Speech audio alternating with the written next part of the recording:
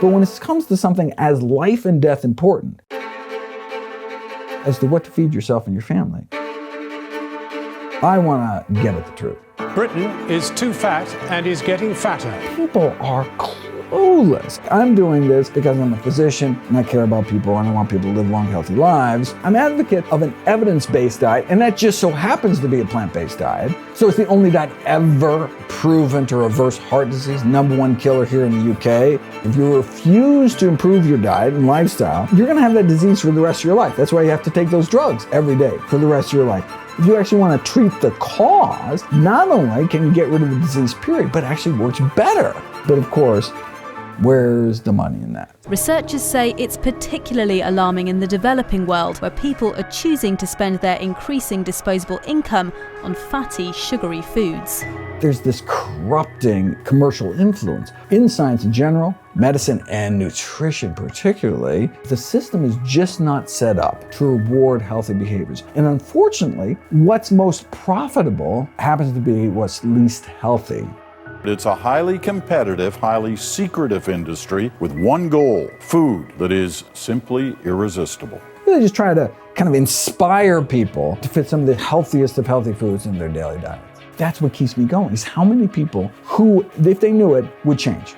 So all we need to do, open up their mind and have people try it. And what's going to keep me in this for the long run, eating as many whole plant foods as possible.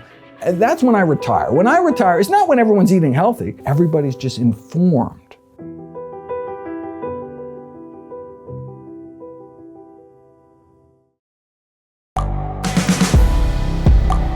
The world is changing. Inspiration is everywhere. It has never been so easy to connect, share, and bring people together. We're learning from others and finding the best in ourselves. Challenging our beliefs. Sharing our vulnerability. Overcoming our fears. Transforming ourselves so we can transform the world. How far can we go? This is London Real. I am Brian Rose. My guest today is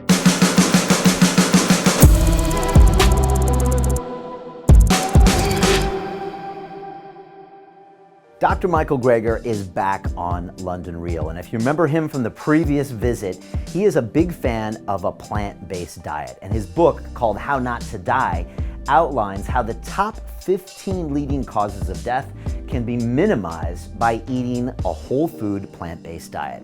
Now, as you know, last year when I ran my Ironman race and made the movie Ironman, I went completely plant-based. And so I love having these discussions, but I also love challenging Dr. Greger on some of his assumptions. And that's what I did during this show. He also has a brand new book called How Not to Diet that's coming out and talks all about the food choices we make. And he's a technical advisor for the brand new documentary film, The Game Changers. And again, we went back and forth about some of the science and pseudoscience involved in that film. And look, I love a healthy debate. I'm no longer completely plant-based, but I do see a lot of the benefits of eating whole foods and plants. Let the discussion continue. One thing is for certain, I love Michael's energy and his dedication to this entire field, and I know you're going to enjoy this incredible episode with Dr. Michael Greger. This is London Real. I am Brian Rose. My guest today is Dr. Michael Greger, the American physician, author, and professional speaker on public health issues, particularly the benefits of a whole food plant-based diet. You've appeared in numerous documentary films, including What the Health, Eating You Alive, and most recently as scientific advisor on The Game Changers. Your 2015 book, How Not to Die, is a New York Times bestseller, and your upcoming book, How Not to Diet, explores cutting-edge science behind long-term weight loss. Dr. Greger, welcome back to London Real. So happy to be back. And the next book, a future New York Times bestseller. #1, that's my goal, I'm hoping. I mean, it would be stupid to bet against you. I mean, last time you were here, I think How Not to Die had just come out, or it was fairly recent, right? About 2.5 years ago. And it did pretty good, right? Amazing. So 33 languages now. Sold around the world. We're at about 750,000 copies. Wow. 23rd printing, something like that. Yeah, really amazing. Why is it so popular? The title helps, I think. I mean, it has kind of Title helps, but titles don't sell books. Right. No, but just to get people interested. Yeah. And then they realize, it's just a very simple kind of look. The first half of the book, right? 15 chapters, each of the 15 leading causes of death. Talk about the role of diet, may play in preventing, arresting, reversing each of our top 15 killers. So bang, bang, bang. You got someone with, or someone just diagnosed with breast cancer, go straight to the chapter. It's kind of this modular. Right. Straight to the diabetes chapter, straight to the Alzheimer's, And then second half of the book really centered around, that was the why and then the how-to. I wanted to make a practical guide, not just kind of a reference book with the thousands of citations, but wanted, day-to-day grocery store type decisions. Centers around my, daily dozen checklist of all the things I encourage people to fit into their daily routine. So, greens every day, the healthiest vegetables, berries every day, the healthiest fruits, tablespoon of ground flaxseed, quarter teaspoon of turmeric, the best beverages, best sweeteners, how much exercise to get every day. Really just try to kind of inspire people to fit some of the healthiest of healthy foods in their daily diets. Yeah, and I was telling you, one of our very first hires here, his mom, watched your episode, and she went really big on the whole thing. It really changed your life. That's the way to do it. That's why I do it. I'm sure you hear thousands of those stories. I love it. And that's what keeps me going. Yeah. Is, I go back to the same cities, year after year, and you get those stories of not just individuals, but entire families, right? Revolutionizing their health and just, and so nothing, and just people, crying all of a sudden, their diabetes is gone. They're going to see their grandkids grow up. That's why I do. So, most of my life is actually not in the public eye. So that's one out of every 3 years. I'm on a kind of 3-year book cycle. Where one, I'm out on the road full time. But the other two is I'm working on the next book. Right? Yeah. And that's all hunkered down in basement library with no human contacts, me and my laptop screen.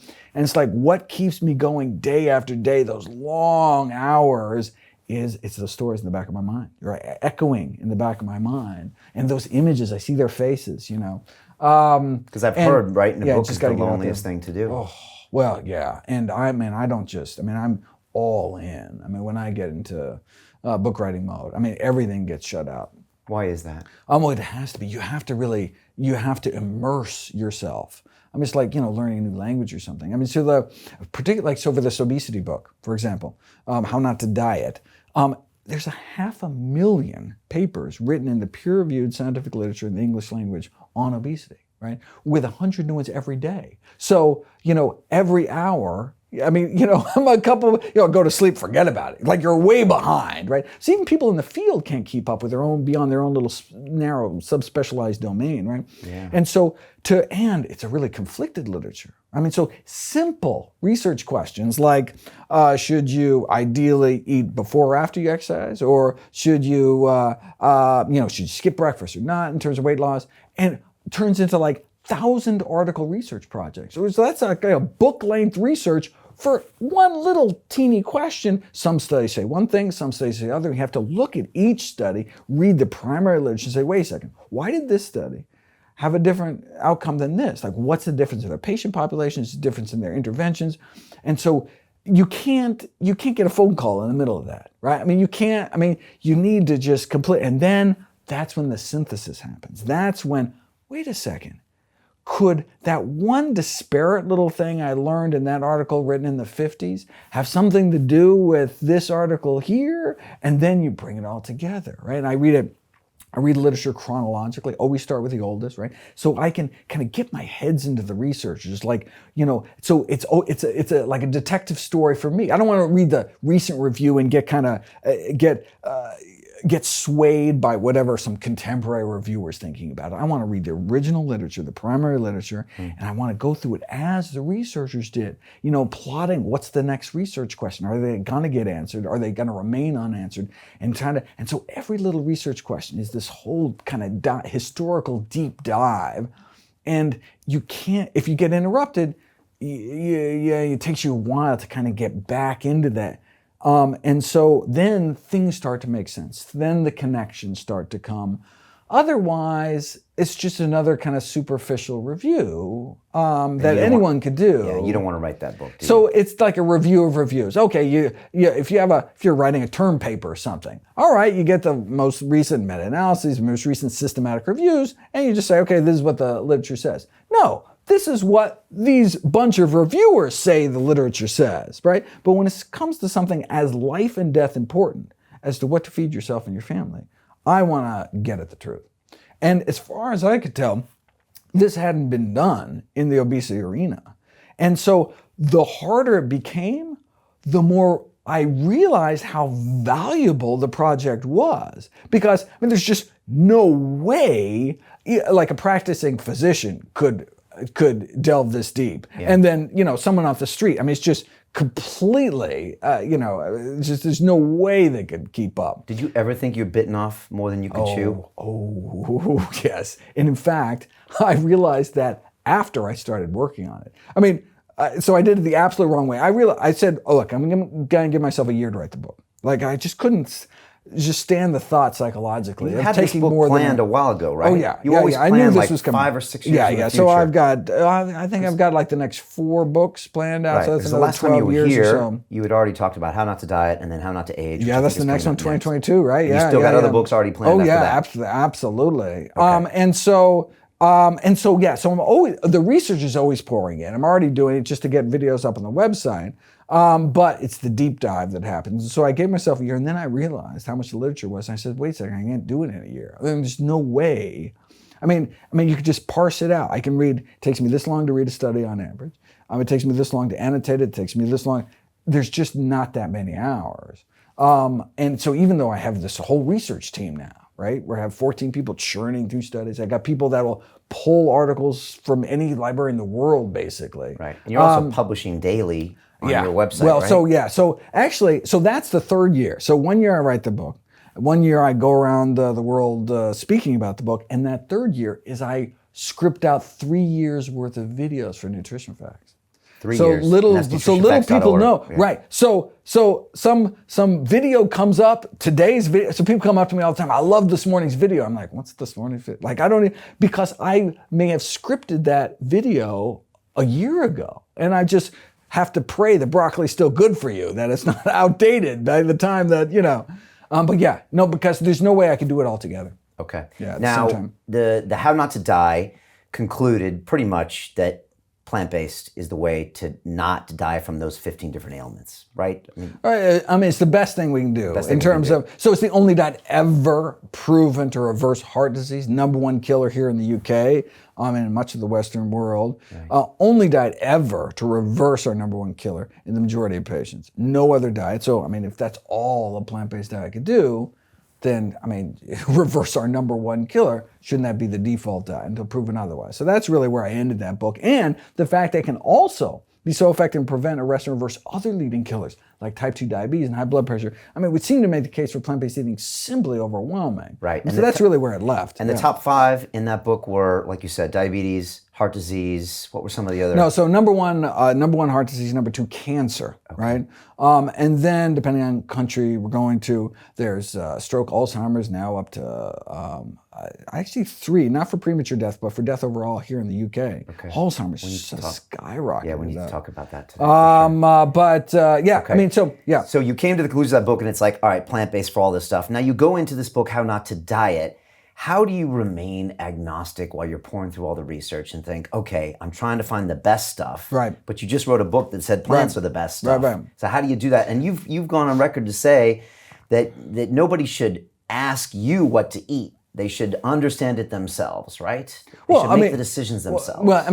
Would they ask me? Right. So certainly, but I don't even want them to ask my opinion. I don't have opinions. All I can say is I can show you what the science shows, right? Like, what do you think about this? What do you mean I think about this? Who cares what I think about this? Who cares what I eat? Who cares what? It's what does the science show, right? It's your body, your choice. You want to smoke a pack of cigarettes a day, go bungee jumping? It's your body, your choice.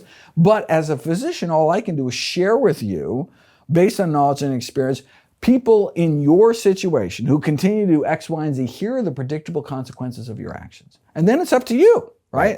That's the informed consent. That's all I care about. And that's important because, look, I spent a year plant-based last year doing my Ironman race. We made a movie about it, and it was great. But I also understood there's a lot of people get caught up emotionally in the movement. There's also the vegan movement, which I know you don't call yourself a vegan because you're like, I'm plant-based. Vegan tells you, I think you told me last time, what not to eat Right. and what not to wear and that kind of thing. Right. And I've seen the kind of a cult go around it, and sometimes people get very emotional, and that way it's not scientific anymore. And that's a little frustrating about the movement. There's a religiosity, right? There's this kind of... How does that make you feel?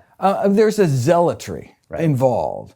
And the downside, and anybody, you come across something and you make this important realization. There's this natural urge to like, wow, I didn't realize this, and you want to go preach out and tell everybody about it, especially the people that you love, the people you care about. You want to go out and be like, wait a second, do you know that you don't have to die from heart disease? You don't have to, you can reverse your diabetes. Of course, you're going to have that passion, especially for those closest for you that you want around for a little while, right? Yeah. But that kind of preachiness, no one wants to be told, what to do, particularly what to eat. Very personal decision. Very personal, right? It's tied into family and culture and absolutely. In America, it seems like you don't tell in America, it just yeah. But Hands food up, is almost like it should be one of the amendments, right?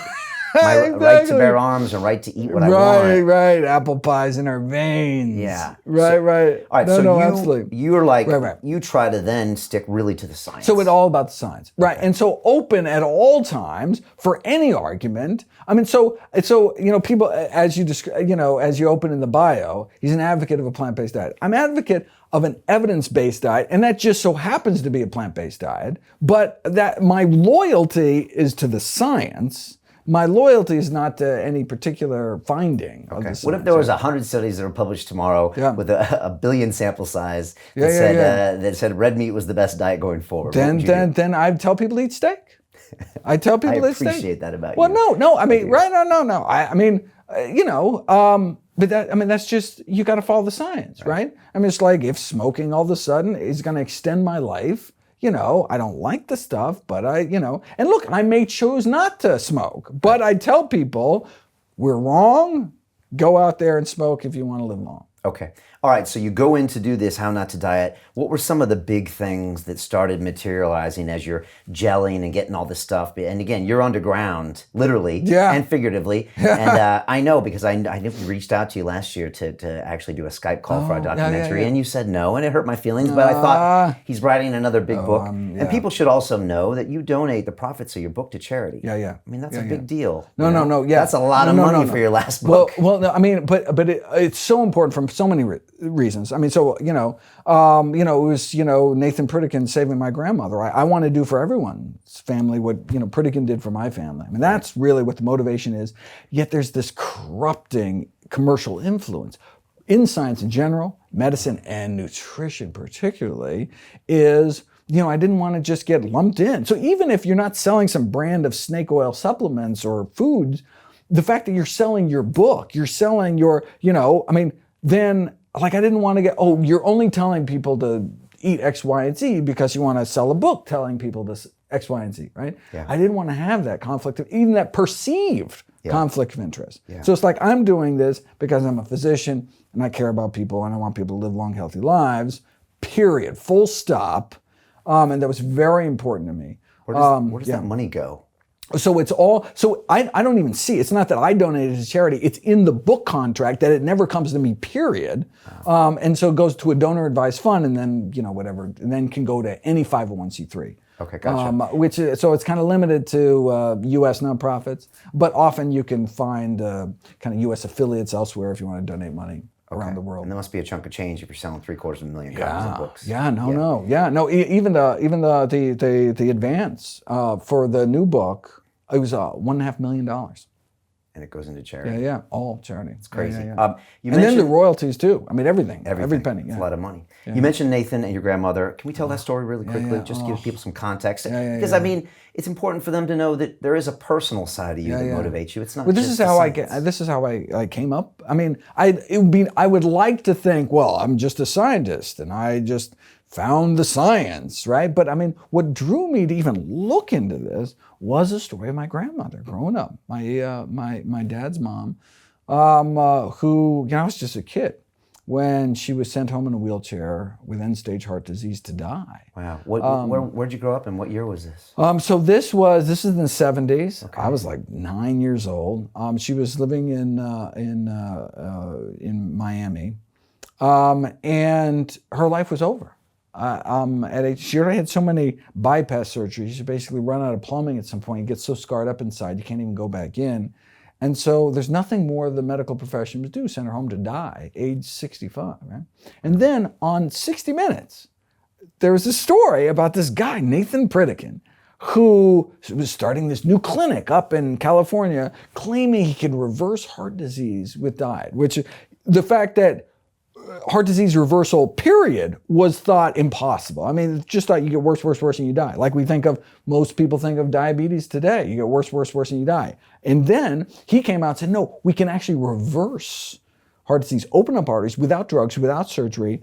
Come to my clinic, I'll show you how to do it. And this is 70s, 80s when he said this? Late 70s. Late 70s, yeah. okay. Started to open the clinic. And so my 60 grandma... Minutes, by the way, so people know, that was the only way you could hear about things back then. I mean, that was kind of the internet. That and Oprah. Right. That was the big, right. Especially for new ideas. You wouldn't hear that on the news. And so somehow she made the cross-country trek in her condition to become one of his first patients. She's actually featured in Pritikin's biography called The Man Who Heals America's Heart.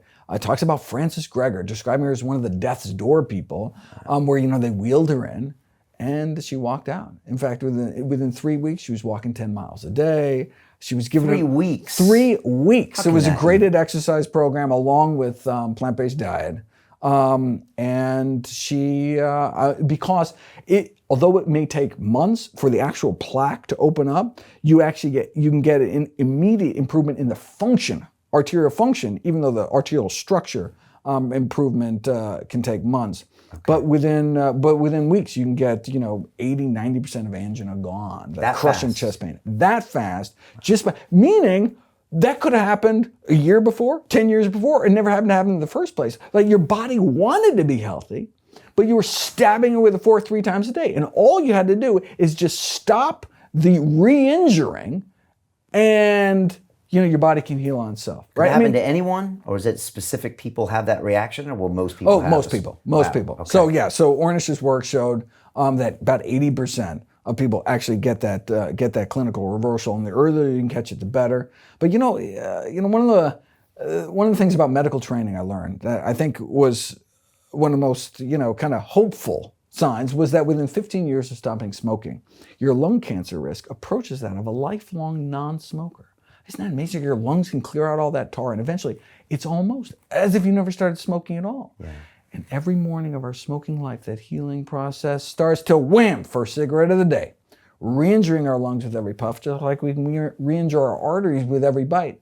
When all we had to do all along, the miracle cure, is just stand back, stop re-damaging ourselves, and let our body's natural healing processes bring us back towards health. Right? Yeah. The human body is like a self-healing machine. We just have to stand back and let our body work its magic. Right? Yeah, I've done that a bit with cigarettes, with alcohol, and then last year with plant-based, and yeah, it is amazing. Amazing.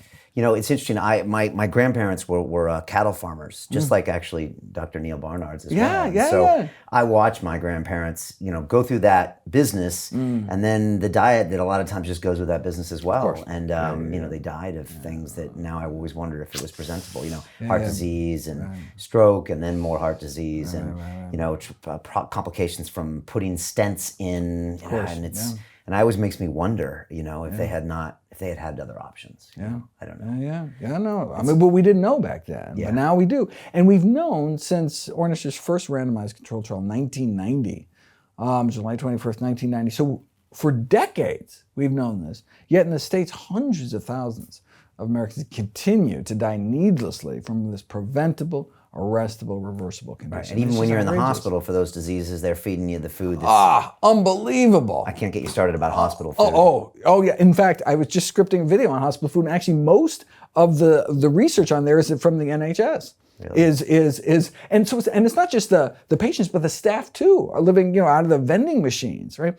And actually, they used to sell cigarettes in the gift stores of hospitals, yet the medical profession actually led the charge to eliminate cigarettes out of hospitals. And actually the first kind of occupational setting that eliminated smoking was the hospitals. And so it would be nice to see them take that same kind of initiative and get the junk out of the hospital. So for example, in California, you're not allowed to sell soda in vending machines in public schools. Yet you go to the pediatric hospital, and you can get all the soda you want. In fact, they may have McDonald's or Krispy Kreme right in the actual hospital. Wow. And it's just like, what message are we sending when the bacon and eggs, just had your chest cracked open, and that's what you get the next morning? I mean, it's the message we're sending. So people, that'll be one of your projects in the future, or you're constantly making videos about right. it. Okay. Yeah. So you saw your grandma go through that, and that inspired you. You weren't a doctor yet. Well, no. Oh my God. Right. So 9 years old. And in fact, back then, it didn't even occur to me. Right? Because for me, for the little kid, it was like, oh yeah, that's what happens. You get sick, you go to the doctor, you get better. Right? Little did we know that was this just near miraculous event back then, where we didn't even think heart disease was reversible, period. And it actually wasn't until Ornish was able to show with some called the quantitative angiography, where you actually inject a dye, actually see what's happening inside the arteries. All Pritikin had were clinical reversals, meaning someone can't walk, someone can't, chest pain or calf pain, and then all of a sudden start eating healthy and they feel so much better. And the skeptics are like, well, yeah, it was like placebo effect or whatever. Right. Until we can actually see what was happening inside the artery. So that's what Ornish added, actually being able to prove it there in black and white, see these angiography pictures of the arteries opening back up without the surgery, without the drugs, as if you just put a stent in there, but it was like a stent made out of broccoli. That's what opened that thing up. And yet you could walk around and ask the average American today how they could save their grandma or their dad from heart disease, and they would not believe a plant-based diet. They would just say, well, it's in my family. Well, yeah, you know what else is in your family? A lousy diet. That's what falls in.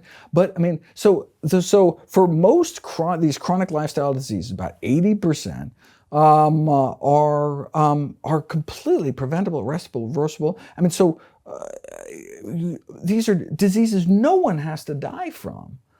So that's most of what comes into a GP's office is diseases that could be reversed if the GP had the knowledge and could convey that to the patients in a way that would convince them to eat healthier. But what they usually do is write a script, right? And then they put you on a medication. Right. Which treats the symptoms, right? So, the symptom of having high blood pressures, that's a symptom of having diabetes. So you can control the symptoms. So high blood pressure, that's a symptom of disease, stiffened, crippled arteries. And so, yeah, you can artificially bring the blood pressure down. And look, if you refuse to improve your diet and lifestyle, well then, yeah, having lower blood pressure reduces your risk of stroke and kidney failure, etc. But you're going to have that disease for the rest of your life. That's why you have to take those drugs every day for the rest of your life. If you actually want to treat the cause, not only can you get rid of the disease, period, but actually works better, right, than just trying to deal with the symptoms. But of course, where's the money in that? So is that ignorance of the doctors, or is there a financial incentive, or sometimes it's hard to tell? It's the system. The system is just not set up to reward healthy behaviors. Doctors in the States aren't reimbursed for counseling patients on eating a healthier diet. Right. And here, if you have 10 minutes with a patient, yeah, you can write a script, but can you really, talk to them about, what's in their cupboards at home? The system, and the same thing was like, why do we sell junk food? Why do we sell junk food? It's not like the CEO of Coca-Cola is sitting around thinking, how can I add to the childhood obesity epidemic? They're thinking, how can I satisfy my stockholders in the quarterly, and how do you do that? Dirt cheap ingredients, right, which is subsidized by taxpayers, sell for a couple bucks a bottle. It's like pure profit. Whereas produce, right, the healthiest foods, goes bad. It spoils. It's like the worst thing to sell, right? It's not a branded product. Even a broccoli grower is not going to put an ad on TV for broccoli because you just buy your competitor's broccoli. Like, there's just, the whole system is set up. You want a snack cake that sits on the shelves for a few weeks. Now that's how you make money. Yeah. And so it's not like there's this like conspiracy to make people sick. It's just there's a conspiracy to make people money. The system is to make people money, and unfortunately, what's most profitable happens to be what's least healthy. Yeah. And same thing in the medical field. All right. I mean, the most profitable thing as a primary care physician is what's called a blood pressure check. It's actually the most common primary care appointment is has high blood pressure, on blood pressure medications. You come in, check your blood pressure, we tweak your meds, right? Simplest thing. Doctor can do it in their sleep, right? Easily billable, right? The drug company's happy, everybody's happy, right? I mean, it just makes money for everybody. It's a big profit margin. The insurance company reimburses it. Everybody. I mean, it's like but and so to come and say, well, no, wait a second. You don't have to be on these medications because you can get rid of the disease, dramatically decrease your, risk of these endpoints. But it's just, there's no hooks there's no profit motive driving that end. And so all we have is the science. All we have is the information, be able to inform people. And it's just going up against these, really powerful industries. Right, but people are listening because they're reading your books and you see people making changes. Yeah, it's just amazing. It's just going against a system that blocks it. Right, but I mean, that's what keeps me going is how many people who, if they knew it, would change. I mean, there are some people, a lot of people, it takes a lot of different, like the 10th time they hear about something, they start looking into it. But there are people who once they know, the next day, that's it. They're done, right? And how many people are there out there? And they just haven't heard, right? I mean, until everyone, that's when I retire. When I retire, it's not when everyone's eating healthy. Everybody's just informed, right, of the risks and benefits. They know, and then they make their own decision. Look, make whatever decision you want. But the fact that, the food industry is trying to confuse people, right? Intentionally trying to muddy the waters, and you get all these conflicting messages. That's what I can't stand. I'm like, once you know the science, then make up your own mind. So the food companies are playing a little fun and games with the this and the that, and the bacon is good, and the diet foods that have the sugar in it. So you're coming up against that. All right, let's talk about the movie Game Changers. Yeah. You were scientific advisor to that. Amazing. I'm guessing that is an attempt to put out some ideas and messages in visual form to kind of counteract everything that's happening from the food company. Tell me you've seen the movie. I saw it. I saw a screener this week. Okay. Yeah, because James Wilkes was going to be here. And so, yeah, I saw the movie. As far as I'm concerned, it is the single best piece of film ever put out by the plant-based movement. I mean, so basically, there's lots of resources More so than out What there. the Health and Cowspiracy. That all has the information, or Forks Over Knives, it has the information, it has the stories, the amazing life-changing stories. But what was lacking was that polished Hollywood production value, right? Take that amazing, all the science, the amazing stories, and then, put it in like and have enough money to really make a real documentary of it. I mean, not to put any of those others down, but people love those documentaries, not because they're great documentaries, but because of the information. But imagine if you had the information plus a really slick, well-produced, it's like the best of both worlds. All right, so you're dealing with someone's kind of base level of brain, so they can just see the pictures and say, okay, I'm going to go to this. It's gorgeous. And so how were you involved as scientific advisor? Yeah. Well, so I originally, I was just called to be part of the film. I mean, to just be interviewed for the film. And I remember being with, James Wilkes, who's like in some little like seedy hotel with him, like the little camcorder on a tripod somewhere. And there was like highway noise outside, whatever, but we were trying to get something. This is when he was just like shoestring budget, blah, blah, blah. Years and years ago. Years and years ago. So, we did a couple of hours, and then he comes back to me, I haven't heard from him in a while, comes back, he says, now we finally got some funding for the thing. We need to reshoot all the footage. I feel bad that we went through that, but but I really want to get you in the film, right? Okay. So we go back, we do the whole thing again, right? Research, hours of, okay, but we get it all down. Okay. Then, I know it's like another year goes by. Then it comes, okay, now we really have money. Then we got these fancy high-def cameras. We got, James Cameron, Arnold Schwarzenegger. Yeah, okay. So we did it again. We do the whole other thing, a whole nother afternoon of film, and go through with the entire crew now and all the lighting, and then I get cut completely from the film. No, but I am 100% in favor. I mean, I wouldn't replace a frame of that movie with me or anybody else. I mean, it was just done perfectly. But I would have rather seen you in there.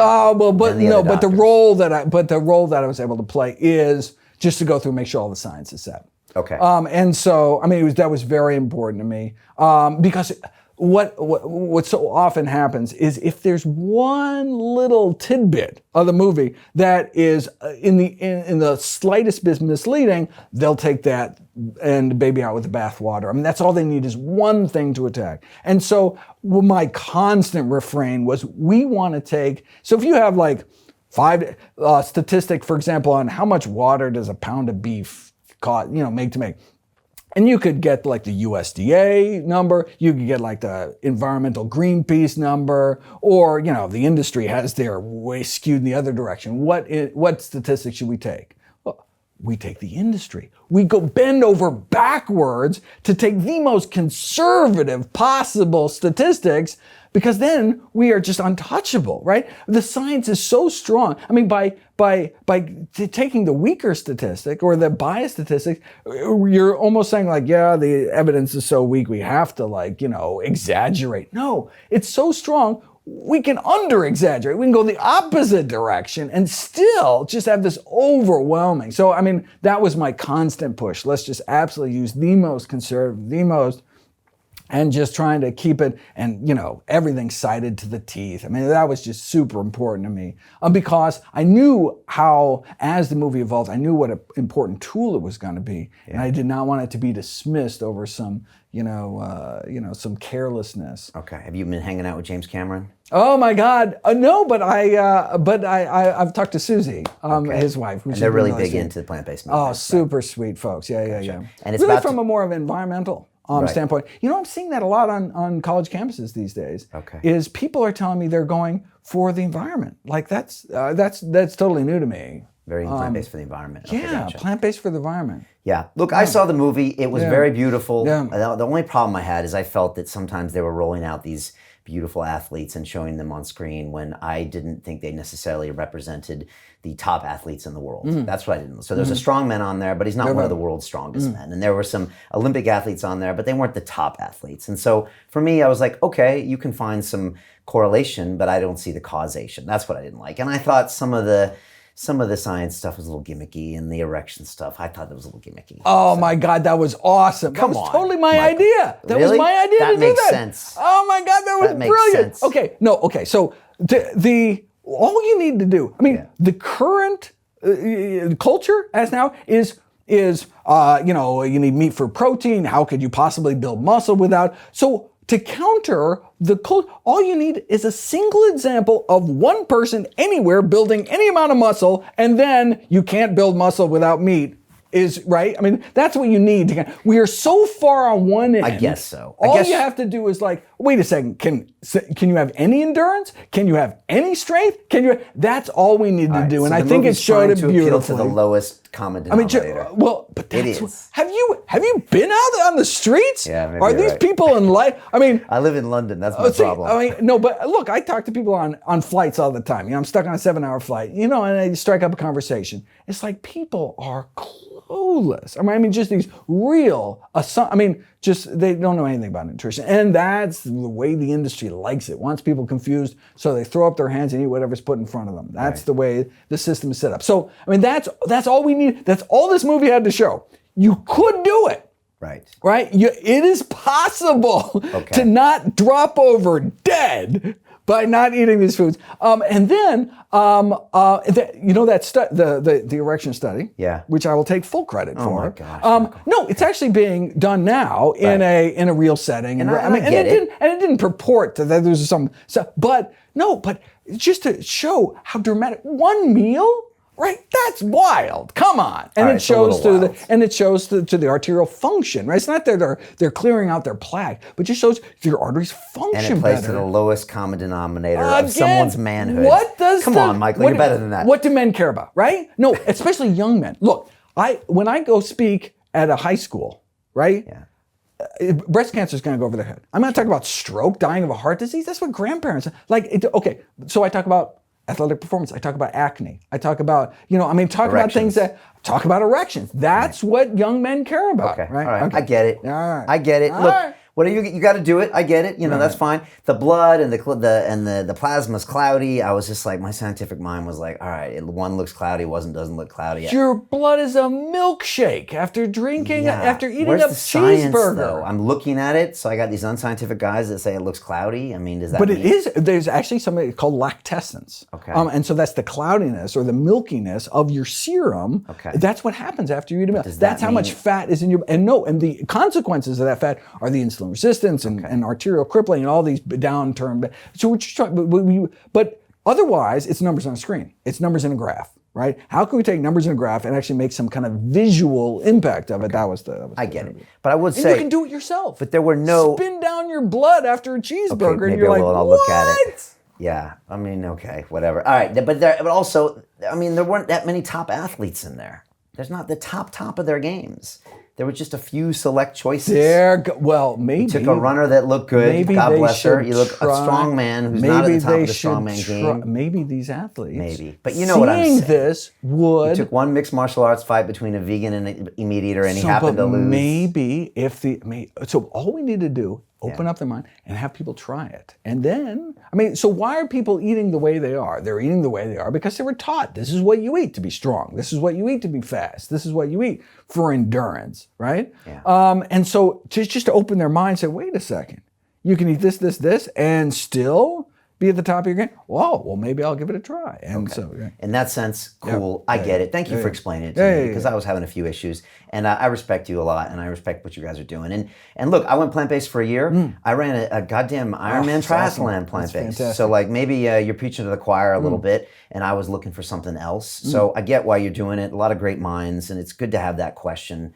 in people's minds. So I'll give you that. I'll give you the pass. I know it's going to blow up on Netflix. I know it's already blowing up on iTunes. It's going to go crazy. So congrats. I would have rather seen you in that movie. Though. Oh my God. Well, those other maybe I'll goofball be in doctors some they wheeled out. DVD extra or something. I don't know. Maybe. Okay, that'd be good. Can I tell you about my experience on plant-based last year? And then I want to get into the book a little bit more. Okay, yeah. So last year, I had someone sitting in that leather chair. His name was John Joseph. He's the lead singer of the hardcore punk band, the Cro-Mags. Been plant-based for 30-some years. Amazing. Because he was a Hare Krishna monk back in the day. And he's also done 10 of these Ironman races, which are these really long distance, Insane. 12, 13-hour races where you swim and you bike and you run. And so he got in the chair and he was looking at me funny and he said, Brian, I want to challenge you to do a half Ironman. You got 90 days to train. And I was like, you must be crazy because I had never done endurance training. I mean, I was in okay shape, but I had never done long distance swim or run or anything. And I said, okay, maybe. And then he said, but you're doing it on a plant-based diet. And I was like, what are you doing, John? There's a scene in the movie where he walks in my Airbnb in New York and I'm cooking eggs and bacon and he throws it in the trash and he takes me across the street and I'm drinking smoothies. And he said, Brian, you're going to not get injured. You're going to be a better performance. And I'm 47 years old at the same time. And I didn't believe him, but I like John a lot. And, he really knows his science. He has a great book called Meat is for Pussies, which again, really kind of addressed this whole, I got to eat meat as men. Yeah. And I appreciated him writing that book and getting in trouble for the title and all that stuff. Although apparently the publisher was their idea. Anyways, so I started eating plants. I told my wife, she freaked out. She's originally from Bulgaria where, she didn't know anything about plant-based diets. True. But she adopted and adapted, and all of a sudden she's making black bean quinoa nachos with vegan cheese, and we're rocking and rolling. And I first wasn't eating enough, so I was a little bit calorie deficit. Yeah. But once I figured that out, I had a great experience. I ran the race, and I felt so good that I kept it up for the whole year. So a year I went plant-based. And towards the end of the year, I just asked myself this, Michael. I said, am I doing this because I'm dogmatic or am I doing this because this feels like the best nutrition? And I have a history of doing things because I'm dogmatic or doing things until they kill me. Drinking, drugs, being a banker. So it's true. So I thought, why am I doing this? And I introduced some fish back into my diet and some grass-fed beef. And I just thought, you know what? I just don't know if it's the right nutrition source for me. Now, I am not doing a lot of that. I still eat a lot of plants, and I'm not eating cheeseburgers all the time. Great. But for me, I feel good with this diet. And I've had a lot of people that have been vegan here for 5 years that are actually now starting to experiment with some animal protein. So what do you think about that? Well, it sounds like you're eating better than 99.9% of people out there, right? So that's fantastic. You're probably right.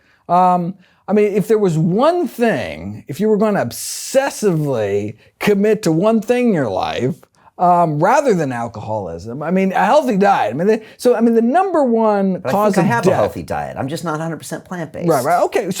But you could eat a healthier diet, right? And we could all eat a healthier diet, right? Every time, it's a zero-sum game. Every time we put something in our mouth, there's an opportunity cost. There's a lost opportunity to put something even healthier in our mouth. And this goes for anything, right? You eat a banana, you just had a lost opportunity to eat blueberries, which are healthier than a banana, right? So you just put one thing on oatmeal or another thing on your oatmeal. Right. And so that's like, when you say is X food healthy or not? Is grass-fed beef healthy? Compared to what? Compared to bacon? Absolutely, right? Compared to chickpeas? Nah, that'd be hard, right? But so everything we eat we should just all try to nudge everything up. And if eating a little bit of animal protein is going to keep you eating all the other wonderful food in your diet, right? I mean, if just that psychologically, right, saying, well, I don't want to be one of them, right? And it's not necessarily that. Or look, I don't want to worry about holidays or whatever it is. Yeah. If that on a day-to-day basis keeps you, stuffing your face with all those healthy whole plant foods, it's not what you eat today or tomorrow or birthdays, holidays, special occasions. It's what you eat daily for like decades from now. What are you going to be in decades? So whatever makes it sustainable for you is the healthiest diet. Okay. So if that includes beef, and if otherwise you would just forget about it, right? So people who go all in, these people do the cold tofu kind of thing and all in, and they're like, wow, I feel so good about myself. But then 6 months later, they're back eating cheeseburgers. Well, then maybe if they would have went slower and figured out how to make it work within their lives, make it convenient, and then maybe they would have been doing this. So the 6 months aren't going to help them in the long run, right? So it's really about how knowing your psychology and what's going to keep me in this for the long run, eating as many whole plant foods as possible. And that's really the crux. It's how many whole plant foods are you eating? That if there's one question. And so it's not how much meat are you eating? Right. How many whole plant foods? Now, if you eat meat, you're kind of displacing, right? There's a certain number of calories and satiety that goes along with that. And so you may end up at the end of the day eating less whole. But in terms of health, it's how many whole plant foods you're eating, full stop. And the primary reason these other foods aren't good is because they may undercut your whole plant food consumption, in addition to whatever else they have bad in them. So yes, some have saturated fat or trans fats or too much sodium or cholesterol, but part of the reason that they're unhealthful comparatively is because it's that bite for bite. It's that substituting one for another. And so if you're going to eat meat, make it the best meat. Right? You're going to eat cheese, make it the expensive, really high-end cheese. It's people who are eating Velveeta and American cheese and they're just they don't even taste it. They're like watching TV, eating Kentucky Fried Chicken or something. It's like you're not even enjoying, you're hurting yourself. If you're going to hurt yourself, right? Then you might as well, right, have the best scotch or whatever, right? Then, but that's like the worst of both worlds. It's like you're not even deriving any pleasure from it, right? So look, if you're gonna eat chocolate, eat some really good chocolate. And then it's gonna be expensive, and so you're not gonna get a lot of it, and it's gonna be a special occasion, and it's gonna be, and your body can bounce back from intermittent insults. It's kind of the day-to-day stuff that really builds up. Okay. Now, if I go out and shoot an elk and eat some wild elk, and that's a whole nother thing that you get mad at me about, but are you definitively saying that is going to hurt me, having that meat, as opposed to having a whole food? That's absolutely the healthiest. So elk and moose, 2% fat by weight. 2% fat. When you go to the store and it says extra lean, that's like 28% fat. That's the extra lean, right? Okay. 2%. So that's actually what chicken used to be in 1896. 2%. Now it's 23%, 10 times more fat. But yeah. So wild caught game without lead ammunition. That's critically important. If you shoot that elk with lead ammunition, it's a bad thing. But so copper jacketed, no lead. But yeah, venison. And so there's actually experiments done. Primarily there's a research team in Australia where they did compared eating wild meat, which is kangaroo there, but that's like their venison. Right. Compared to conventional store-bought meat, it's a significantly lower bump in postprandial inflammation after eating, significantly less inflammation in their blood within 4 hours after eating the kangaroo meat compared to conventionally bought meat. Now, you could argue, why eat anything pro-inflammatory at all? If you instead ate plant foods, you actually would have an anti-inflammatory reaction. Okay, fine. But if you're going to eat meat, that's absolutely the least harmful meat is the wild-caught meat. Okay, fair enough. To continue watching the rest of the episode for free, visit our website londonreal.tv or click the link in the description below.